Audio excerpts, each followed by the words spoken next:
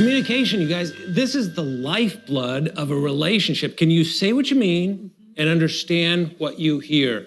If you don't get communication right, fewer of the things are going to fall in line, right? Because it's really the barometer for how we feel about each other. That's exactly right. You know, it's what makes you feel close to the person you love the most. So when we talk about communication at this level, we like to begin with the fundamentals, the basics of communication. Whenever I think about the fundamentals, I always think about that famous coach, Vince Lombardi.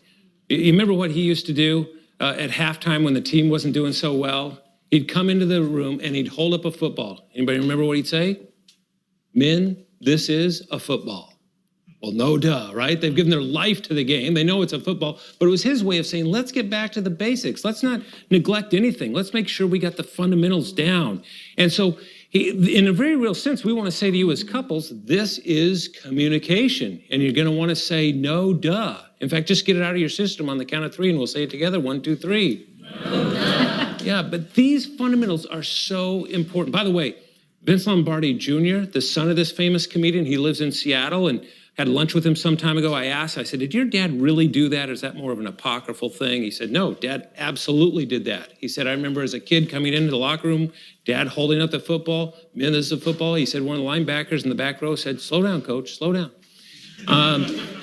We're going to slow way down. We're going to slow way down and focus on the fundamentals of communication. I would say communication. Communication. Communication. Communicating with your other half. Learning to speak each other's languages. Try to figure out what they want and what they need and try to give it to them. It's like, why hold in any type of bitterness when you can just put it all on the table and just talk about it instead of being like, oh, I wonder what she thinks. Taking the thoughts from my brain and putting them into words. Talk it through, hug it out. Talk about it. It doesn't mean that it's been easy. There's a lot of crying, though. Sometimes it's not always that easy. A lot of crying. On both parts. I'm just a big baby. Now, not just the fundamentals are important to understanding how to say what you mean and understand what you hear. It's also a little bit of understanding the key differences between men and women in communication. Because I mean, we sometimes step into a conversation assuming that we're absolutely on the same page, and it doesn't turn out to be the case. We're often working for very different goals in what we even want out of a great conversation. Yeah, our goals can be completely different for a conversation. Let me ask the women in this room, women, what's the number one goal that men have in conversation? I just want the women to answer. Get it over with? Get it done. Solve the problem, okay? Anything else? Get straight to the point, all right? You get the idea? Yeah. It's what researchers call report talk. Yeah. Report talk. In other words, men like the report. We like the information. We want to be in the know. It's just that we don't necessarily need all the fluff and all the bunny trails. Have you ever heard your man say, get to the point, right? What's the bottom line? Women, you ever heard that? It's because the man, he likes the report. I'll literally come home sometime at the end of the evening and come in the front door and turn to Leslie and literally say, give me the report. Bring me up to speed. Did you pick up that stuff? What's for dinner? How are the boys, right? I want the report. Give me the information I need to function in this home tonight. I want the report. Not so for women. No, in fact, men, what would you say that we as women have as our number one goal for a great conversation? Details? All the fluff, all the bunny trails? Yeah. Feelings, you're getting there. Because for women, for us, what sociologists have discovered is it's not about the report, because that's about the information, right? For us, it's all about rapport. It's a relationship goal. So every conversation is just a window of opportunity to connect and bond with the person we're talking to. We want to build rapport. We want to have a bond. And so we literally use, have you ever noticed how when women talk, sometimes they even lean in and hold hands with each other? It's like we are literally building a physical bond. We want that, our eye contact and everything. And we're revealing things, right? Give us 30 seconds. We're not telling you what we did yesterday. We're revealing our deepest fears, our dark, whatever it is. Because the goal is, at the end of whatever time we have, we want to be as bonded as possible. And so it's a really different goal. It's an emotional goal. It's not information exchange. That might happen, but it's not the real point. The real point is I walk away and I feel totally connected to you. It's a rapport. In fact, I was tucking in one of our guys, our little boys, one night. I'll never forget this. And it was so, it just hit me. Sometimes children's books reveal these profound truths. And as we were reading together, it was like, it just came off the pages and went right into my soul. And I got so excited about this little book after, we'd done our little goodnight routine that I grabbed this children's book. I ran into his study. He was like working out because the kids are in bed. And I said, I got to give you this amazing insight I just got about women and communication. He's like, really, what is it? Well, I was pretty excited because you were like, she was animated. She was like, this is going to change everything for us. You're going to understand women at a whole new level. Right. And I said, well, it's in this Winnie the Pooh book we were just reading. And he goes, oh, okay. And I said, no, I'm totally serious. Piglet and Pooh are talking. And he goes, okay. And I said, no, listen to this. Piglet says Pooh. And he says, what, Piglet? And he says, oh, nothing. I just wanted to be sure of you. Oh, come on. See? I guarantee no guy in here just went, oh, right? I didn't get it, and it just like went over my head. I don't know what I said, but it was just like, and you were so crestfallen. I was crushed because for me, it said it all. Like, I just want to be sure of you. That's it. That's bonding. That's rapport. Yeah, and I do remember this because the next week we're at our own church, and I saw my buddy Merle, who's a detective in Seattle. Hadn't seen him for a long time. I was eager to catch up with him, so we're in the church foyer at the end of the service, and Merle, brother, how's it going? Oh, Les, he said, I've been so busy. Well, what have you been up to? He got out his daytimer, and he starts going through stuff. Well, I got this Crime Stoppers thing I'm involved in, and we're going to hopefully meet with the mayor this next week. I'm going to give this talk over at the school on security and safety, and going through all this other stuff. He says, what's up with you? I said, oh, Merle, I'm so busy. And I got out my calendar and I started going through. I got this lecture to give. I got a writing deadline. I got a seminar coming up and this trip we're going to take. And we both closed the books, as it were, slapped each other on the back and walked away. Well, Leslie happened to observe this little exchange that Merle and I had. And she and I fell in step. We're walking to our car in the parking lot. And as we're walking, I said, man, it was good to see Merle. She said, well, technically, I'm not sure you actually saw Merle. And I said, well, what do you want me to do? Go up to him and say, Merle? And he'd say, yes, Les. And I'd say, oh, nothing. Just want to be sure of you, right? I think it would be awesome. Merle would slap me across the chops if I said that to him, right?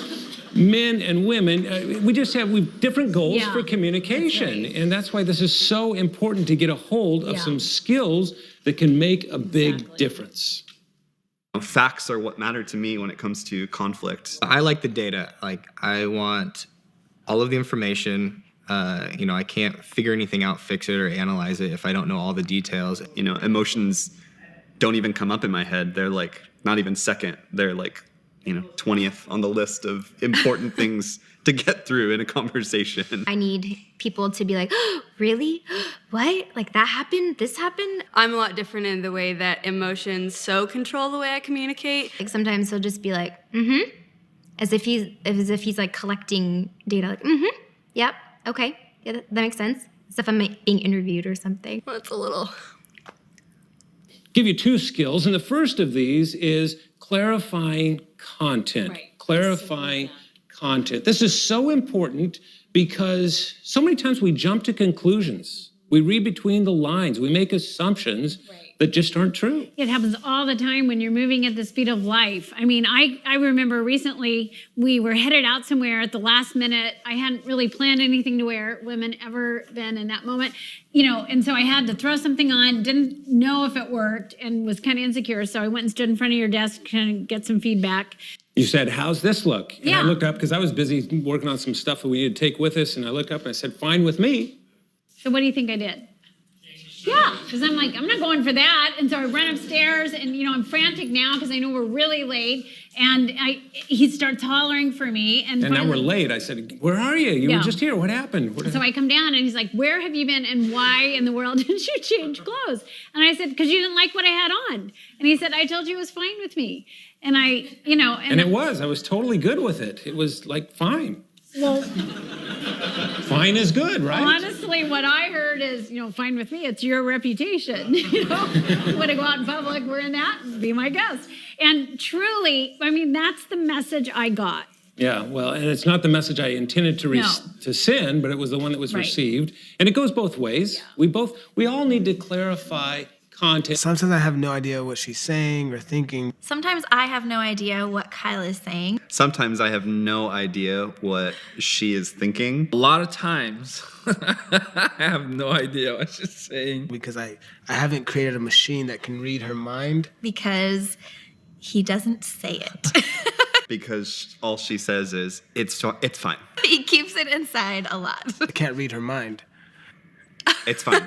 She would start the conversation in her head, and maybe halfway through the conversation in her head, she would say something. It's like, so what did you tell him? You know what? It's fine.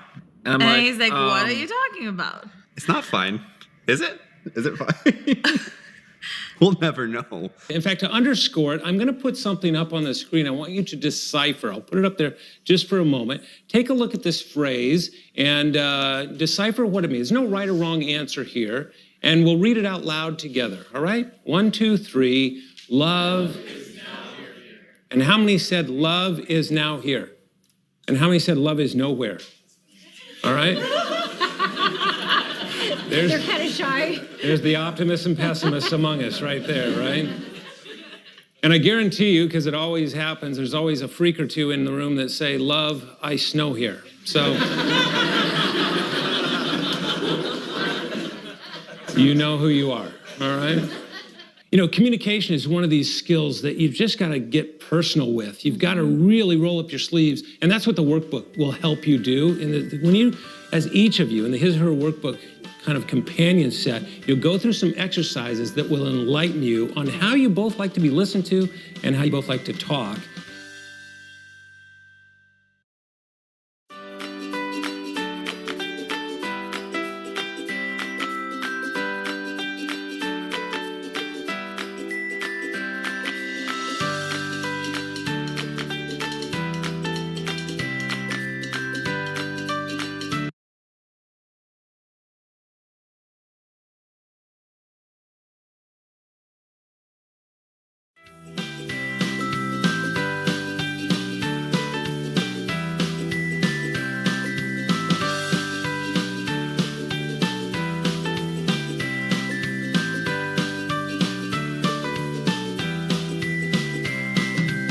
Well, skill number 2 goes a little bit deeper. It's still one of the fundamentals. This is communication, and that is to reflect feeling. Yeah, just simply to reflect feeling, just to acknowledge that in every single conversation you have, especially the one with your partner, there's a river of emotions that sort of runs underneath the words that you're sharing. You know, you're not just exchanging content, you're conveying something emotionally. And so whenever that gets communicated by someone reflecting back to you, they got it. That's when you feel heard. Yeah, it's almost like they're sifting through all the verbiage to lift out the little golden nugget of an emotion to hand it back to that person and go, hey, here, is this how you feel? Yeah, that's it. You're the first person all day that really understands. You're the person maybe in my entire life that really gets me.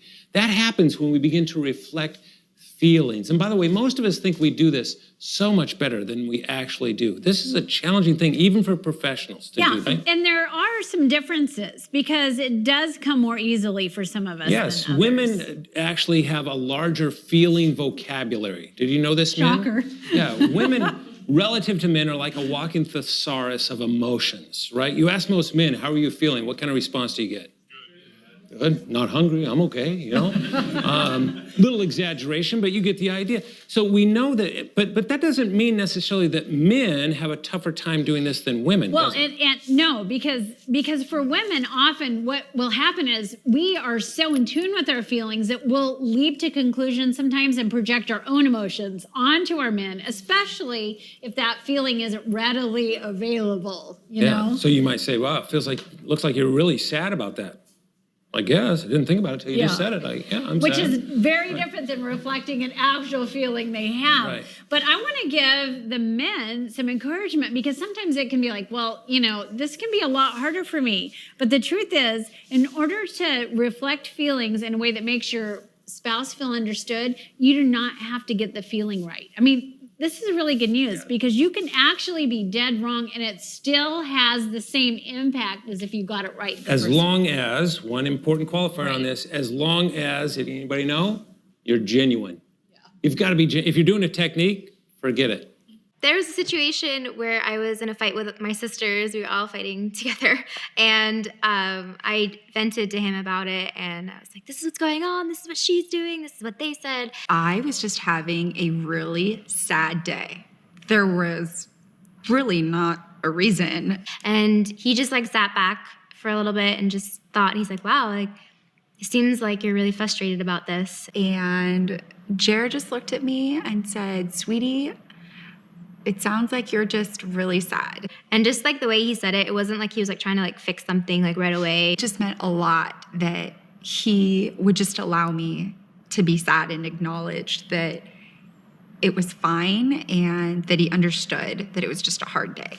Right, but if it's coming from the heart and you're truly interested in understanding her, you can be dead. I can say to you, wow, it seems like you're really angry about this. No, I'm not angry at all. I think I'm really sad. I'm kind of brokenhearted. Like, it doesn't bother me. Yeah, that's what I was going to say, sad. Yeah. I knew that was it. I'm not upset right now that he didn't get it. I'm gonna help him because he wants to understand me. He's listening with all his heart, so it's not off-putting if he gets it wrong. And by the way, how do we know if somebody's genuine or not?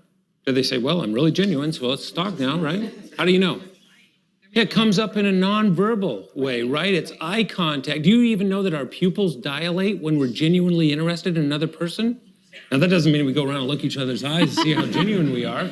We just pick it up at a certain level. Right. And we know that it's not just eye contact, but it's body posture and their attention that they're giving us and so forth. That's how we know somebody is genuine. Right? Exactly. In fact, maybe we should just demonstrate this for a second. Sure. Yeah, be happy to. Let's do this. I will clarify content and reflect feelings to whatever Leslie wants to talk about. I want you to focus on me, and I'll show you how to do these two skills. All right, so let's do this. Sure. You'll talk about anything. You bet. I've been thinking about John because he asked Emma to sweetheart dance, and that's next weekend. And so, we've got to figure it out and get flowers for her. And John is darling, and she's so cute, but he's just, There's a lot I just to process worry about there. him. Yeah. He's just barely But that stepping worry, into it's real for you, I know. Yes. Worry, right? I'm concerned for him Okay. because it's a big deal. All right, let's stop this right here. How'd that look? What's wrong with this picture? Some of the guys in here going, nothing, that was good, man. Way to go. I might have picked up that she was worried, she was concerned, but, this is deadly, obviously. I was not feeling genuinely connected at all. Right. Yeah. And so it has to be, you got to be Yeah, it doesn't fully matter present if he for it. got the feeling right. He doesn't seem to care, right? So it wouldn't matter. It doesn't do the trick. So couples, this is communication, to clarify content and reflect feeling. And you want to say, well, no, duh, we do that all right. Well, it gets more and more challenging even as the years roll along in marriage. You got to really focus on learning these skills, the fundamentals. Right. Something happens after you get married. What did you mean? Oh my gosh. Where did we start? Where did it come from? Like, what's that supposed to mean? Y'all trying to start something. How do you feel? I don't know. And he immediately reassures me, we are good. We gotta start over. And then I immediately diffuse. There's nothing that we have not been able to resolve. And then, of course, if you're using the Symbis assessment, there's a whole page dedicated to communication that's going to give you a descriptive paragraph on your particular talk style. God hardwired each of us uniquely for communication. And if we can understand that about ourselves as well as our partner, that can go a long way in giving you the kind of conversations you long for.